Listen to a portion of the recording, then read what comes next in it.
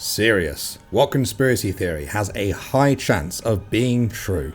I posted this before. I'm still sure this isn't a case of we wouldn't be that clever. New original Coke. Apparently American Coca-Cola was made with sugar up until the 80s, but they wanted to change to a cheaper ingredient known as HFCS. Not wanting to make the change and have people in an uproar over the change in taste, Coca-Cola made New Coke, which tasted completely different, which did indeed cause criticism.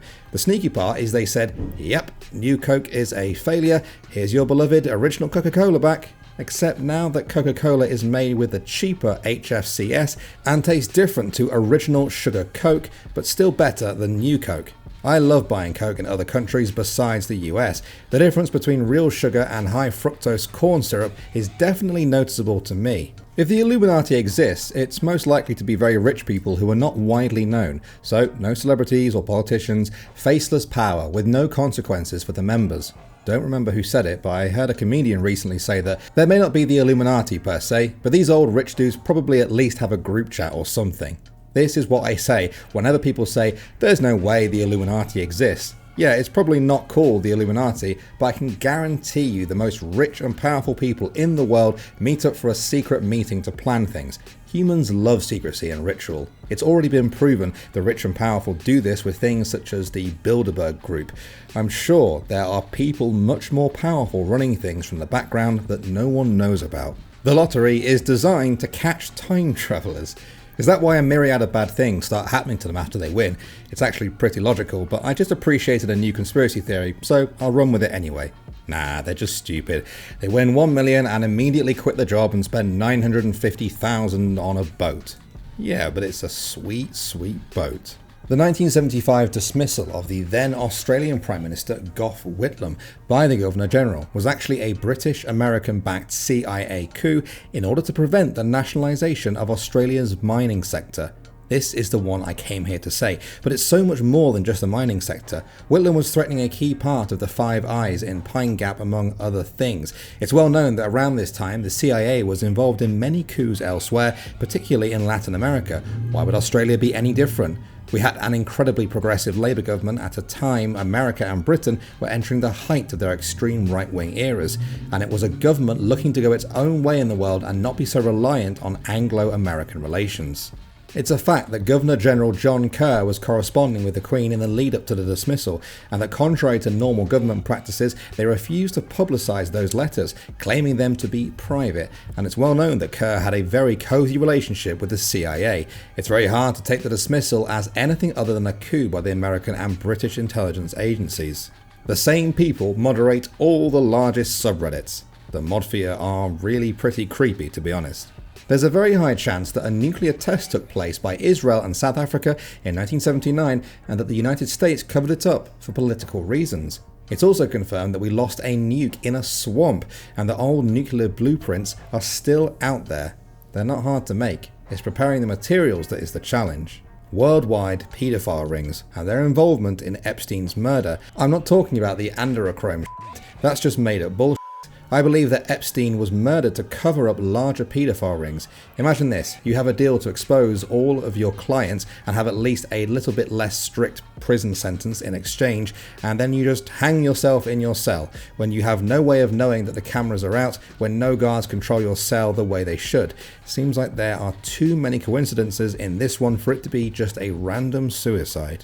I saw some autopsy photos, discussed the matter with my dad, who is an ex-cop who saw a couple of suicide victims, both saving them from the nooses and on the table, and he said that he had never seen anyone with strangling marks in the middle of their neck that wasn't a murder, since most hanging suicide victims would have the marks right under their chin. If Epstein survived and still gave out the list, it could have had a couple of added names, but there are pretty big chances that some of his clients might have been involved in other paedophile rings much larger than what his ring was. Just doesn't add up. I've always wondered that, like, yes, there is Epstein's ring, but what about other ones? I'm too scared to post in Pedogate because everyone there is a nutjob. Can't believe nobody has said this already. I am somewhat suspicious of the Martin Luther King Jr. assassination. Just before the shooting occurred, a police radio call announced an active shooter and car chase on the opposite side of town and requested backup. lots of backup. Almost all of the cops on duty that day responded, leaving 1 or 2 to respond to the King shooting. There was no car chase, no other shooter, and no one ever found out who made that radio call. On August 5th, 1952, a car came to pick up Samira Musa in Berkeley, California. The driver opened the door for the world-renowned scientist, who was the first ever female Egyptian nuclear scientist. The 35-year-old was the first woman to earn a doctorate in atomic radiation and the first woman to hold a teaching post at Cairo University thanks to her groundbreaking PhD in atomic radiation in the 1940s. Musa sat in the back seat as they left the city and headed along the California coast. She had completed her research and was preparing to return to Egypt, but she had received an invitation for a dinner. Driving along the curved cliffs of the Pacific coast, the car suddenly swerved and plummeted 40 feet over the edge, killing her immediately. The driver jumped from the car just before the fall and later disappeared, and the invitation she received to California turned out to be fake. The death of the brilliant young physicist is shrouded in mystery. While no one knows for sure what happened, some suspect that she was targeted by Mossad, Israel's intelligence agency, to prevent Egypt from acquiring knowledge of nuclear technology, though it has never claimed responsibility.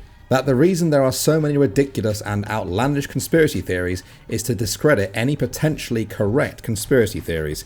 If the public at large ever does catch wind of a true cover-up that the government doesn't want us to know about, they can easily leak information that is true enough but with details that can be easily disproved. That way we will discredit the truth because of the attached lie. JFK was assassinated by the CIA for wanting to disband them and end the Cold War. Certain governments are actively working against environmental legislation because their countries have access rights to resources buried under the Arctic that they want to exploit once the ice caps melt.